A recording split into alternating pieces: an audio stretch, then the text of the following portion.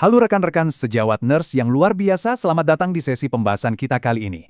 Jujur aja saya antusias banget karena kita bakal langsung ngegas masuk ke sesi tanya jawab cepat atau rapid fire buat ngukur sejauh mana sih kesiapan kalian menghadapi uji kompetensi nurse nanti. Fokus kita hari ini khusus untuk ngebabat habis materi manajemen dan etik keperawatan tingkat dasar yang sering banget nongol di ujian. Gak perlu berlama-lama lagi, siapkan fokus kalian dan yuk kita langsung lompat ke inti materinya. Tapi tunggu dulu, saya mau nantangin kalian nih buat belajar secara aktif di sesi ini. Caranya gampang, nanti setiap kali ada studi kasus yang saya bacakan, coba deh kalian jeda sejenak pembahasannya, baca kasusnya baik-baik, pikirkan, dan kunci jawaban kalian di kepala sebelum saya kasih tahu jawabannya. Kenapa? Karena ini cara yang super efektif buat ngelatih active recall, biar konsepnya benar-benar nempel di otak kalian. Udah siap? Yuk kita mulai tantangannya. Oke, kita langsung masuk ke skenario manajemen keperawatan yang pertama ya. Bayangin deh, ada seorang kepala ruangan lagi ngadain rapat. Tiba-tiba, dia nerapin kebijakan perawatan luka yang baru gitu aja, tanpa nanya pendapat atau masukin saran dari staf sama sekali. Semua keputusannya itu mutlak, wajib, dan harus diikutin tanpa pengecualian. Nah, coba pikirin, siapa sih yang pegang kendali penuh di situasi kayak gini? Kira-kira ini gaya kepemimpinan yang mana ya? Jadi, poin krusialnya di sini adalah ketika semua masukan dari tim diabaikan mentah-mentah dan kepatuhan mutlak itu dituntut, kalian lagi berhadapan sama gaya kepemimpinan otokratik. Pemimpin model begini bikin semua keputusan murni secara sepihak. Ya, emang sih dalam situasi gawat darurat gaya ini bisa ngebantu banget karena butuh gerak cepat. Tapi kalau dipakai buat rapat rutin harian, wah, ini sih bisa bikin inisiatif staf mati kutu. Dan ilustrasi tadi itu ngegambarin banget bedanya dengan gaya kepemimpinan lain yang juga jadi langganan soal ujian. Yang jelas, itu tadi bukan gaya demokratis ya. Kenapa? Ya karena pemimpinan demokratis itu justru haus banget sama saran, partisipasi, dan kolaborasi dari kalian. Sebaliknya, pemimpin autokratik yang kita bahas tadi cuma peduli sama satu hal, kepatuhan mutlak kalian. Sesederhana itu bedanya. Oke, mari kita lanjut ke skenario kedua. Kita lihat gimana insting keselamatan pasien kalian bekerja di sini. Ceritanya, ada seorang perawat mau ngasih obat antibiotik amoksisilin nih. Tapi, sebelum obatnya dikasih, si perawat ngecek dua identitas dulu. Umur si pasien dan nama ibu kandungnya. Pertanyaannya, dari sekian banyak sasaran keselamatan pasien, sasaran mana sih yang lagi diterapin sama perawat ini? Kalau jawaban kalian adalah mengidentifikasi pasien dengan benar, kalian 100% tepat. Ini tuh benar-benar langkah paling awal dan paling basic di prosedur klinis apapun.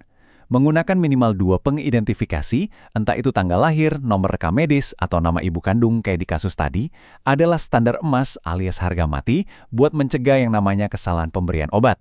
Sekarang coba kita perhatikan kasus nomor 3 ini. Kita punya pasien perempuan umurnya 37 tahun. Dia ini masih bisa makan dan minum sendiri, yang artinya dia masih punya otonomi dan kemandirian di area itu. Tapi pas mau pindah dari tempat tidur ke kursi, nah dia butuh bantuan perawat nih. Coba kalian timbang-timbang deh antara kemandirian yang masih dia punya sama bantuan fisik yang dia butuhkan.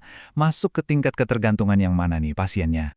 Kalian luar biasa kalau berhasil ngebak partial care atau perawatan parsial. Kenapa begitu? Logikanya gampang. Dia kan nggak bergantung sepenuhnya, alias nggak butuh total care dari perawat.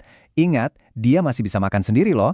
Tapi di sisi lain, dia juga jelas belum siap buat self-care atau perawatan mandiri.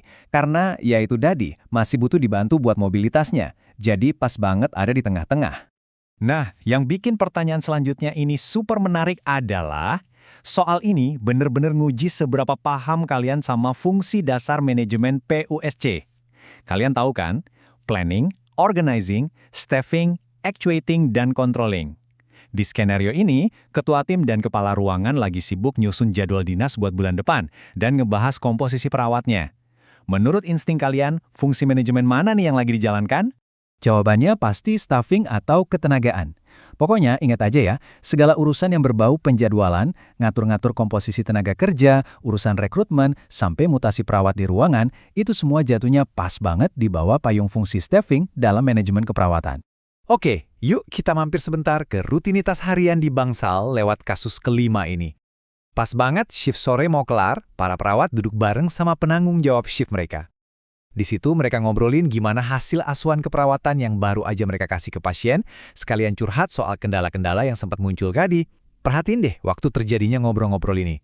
Kira-kira kegiatan spesifik apa ya namanya? Karena diskusinya dilakuin di akhir kegiatan atau pas di penghujung shift buat ngeevaluasi hasil asuhan, ini adalah contoh mutlak dari yang namanya post-conference. Gampang banget ngebedainnya. Kalau dilakukannya di awal shift buat bikin rencana, yaitu namanya pre-conference. Cukup fokus aja di timeline kejadiannya, pasti kalian nggak bakal ketukar. Yuk, beralih ke ranah manajemen konflik.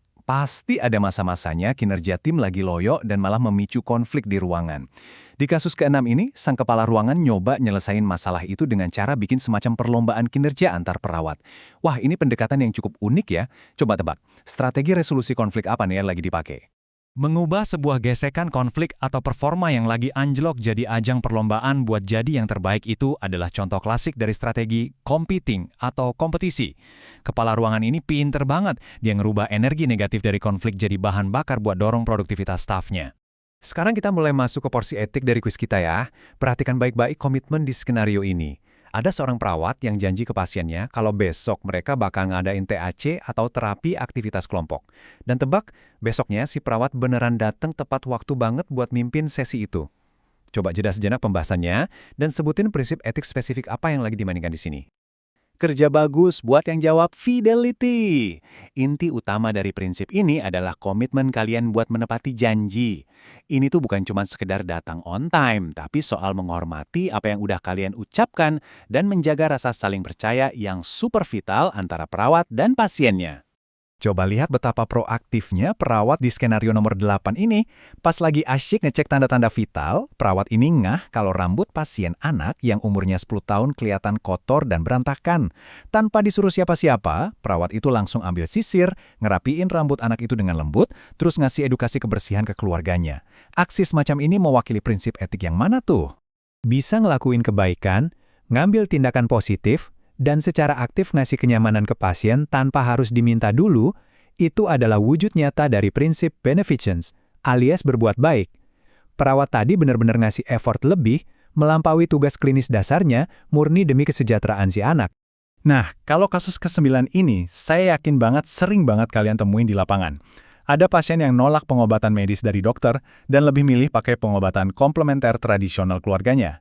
Si perawat akhirnya ngiyain pilihan pasien itu, asalkan tekanan darahnya tetap bisa dikontrol. Coba kalian pikirin soal hak pasien di situasi ini.